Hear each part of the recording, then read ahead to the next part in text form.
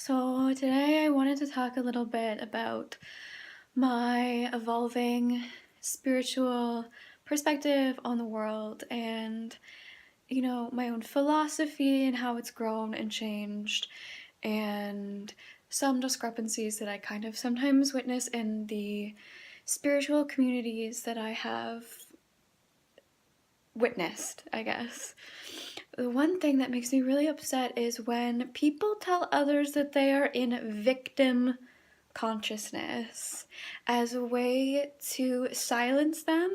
from participating in the conversation and bringing a new perspective into the conversation because they need to be right about everything at all times. And if someone challenges them, then it's easier for them to just demean that person and say that they're being a victim or they're not manifesting abundance properly, or if they only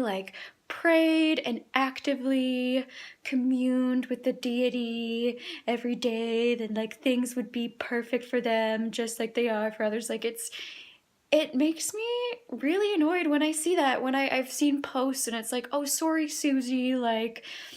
yeah, maybe you live in the middle of buttfuck nowhere and you have a mental illness that makes it super hard for you to, work,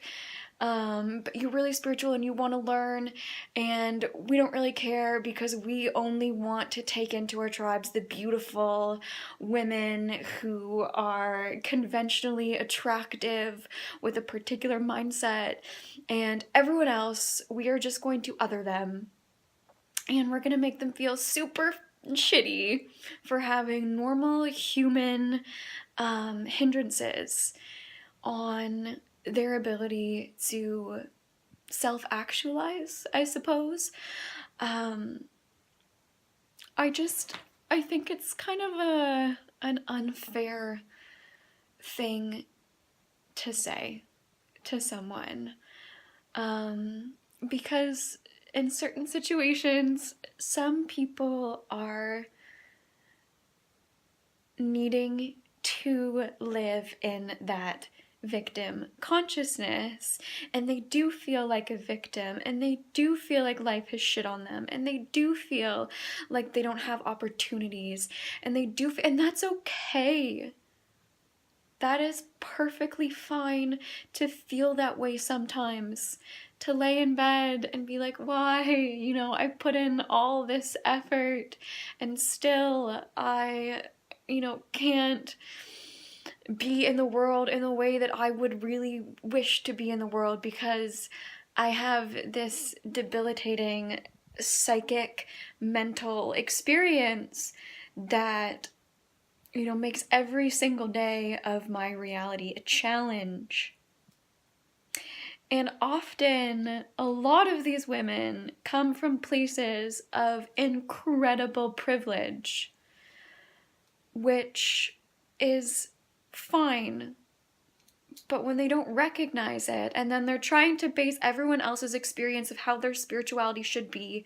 on what they have experienced, and if you're not living up to that, then we're just gonna actually other you from our tribe and not listen to anything that you have to say because you might be dangerous to our perspective and our worldview, and we don't want to maybe think about how our use of language is kind of demeaning towards people and perpetuates this classist and elitist view of spirituality. So instead, we're just going to disempower this individual and call them out. I just see this on so many threads on Facebook sometimes, and it's mind-blowing. Why would you not offer your heart and be like, what you're experiencing right now and the trials that you are going through, I am so sorry. Obviously, you can't help everyone. Don't extend your help to everyone, but recognize and have the humility to say, no, actually, I don't know what you're going through. I have no idea what it is to be you. And I am so sorry that you feel or you can't thrive in this moment. And no, thinking fucking positively is actually not gonna do anything for a lot of people because it's a chemical imbalance in their mind, and it's like a psychosomatic issue, that just having positive thoughts and praying to Krishna is not gonna do anything for that person. Extending like genuine empathy and compassion to be like, you know what, I can understand, you know, why you are feeling this way, and there's really nothing that I can personally do, but I want you to know that I see you and I hear you and I'm here for you. Instead of being like, no, shut up, Vicky, you are playing the victim, and you know, your life isn't that bad, and if only, like, look at me and what I've accomplished, and if you only thought like me and acted like me, then you would be on your way to the great abundance and the hall of the great white fucking brotherhood and the Akashic records, fucking overseen by fucking the Archangel Gabriel or whatever. What? Sorry, like, I don't want to go to the Akashic records with you. Like, no, I don't want to meet the Archangel Gabriel with you and your holier tribe of ascended masters. That sounds awful. Yeah, so that's been something that has been weighing on me a little bit, and just thought that I would comment on it. Also, the fact when people are like, I will never dim down my light to make you feel comfortable, and I'm just gonna present myself as the full power that I am in every single room, and I don't give a fuck what anyone else thinks. I'm just gonna completely be over the top, empowered, and if you're uncomfortable, then fuck you.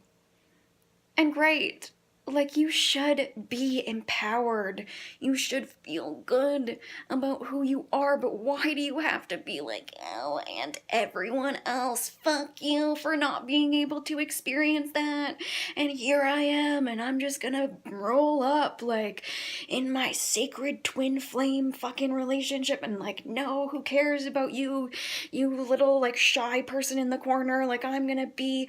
fully manifested as myself, and if you don't like it, then you are not as evolved as I am. When I personally have found that the people that I have met in my life who I am so inspired by the most,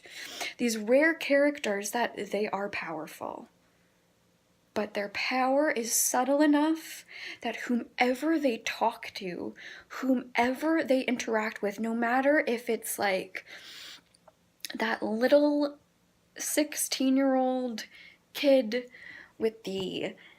acne and the insecurities and the, you know, self-esteem issues or whatever, no matter who it is, they have the humility within their core to make that person, to bring out the best aspects of that person